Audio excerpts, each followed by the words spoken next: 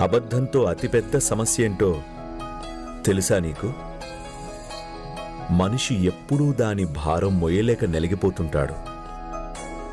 ఒక్కసారి అబద్ధం చెప్పి మనిషి అనుకోవచ్చు తను తప్పించుకున్నానని, కానీ ఆ అబద్ధం అతన్ని ఎప్పటికీ వదిలిపెట్టదు. అది తన చేతన అవచేతనంలో ఎప్పుడూ తిష్టవేసుకుని కూర్చుంటుంది. పదే పదే మనసులో తనని తాను గుర్తు చేస్తూనే ఉంటుంది.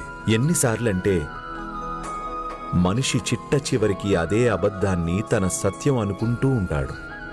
అబద్ధంపై ఆధారపడి తన వాస్తవికతకి దూరమైపోవడం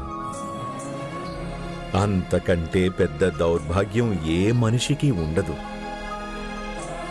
దాన్ని మనిషి స్వీకరించినా స్వీకరించకపోయినా ఎప్పటికీ సంతోషంగా మాత్రం ఉండలేడు. తనే సంతోషంగా లేనప్పుడు తను ఇతరులకి అసలైన సంతోషాన్ని ఎలా ఇవ్వగలడు?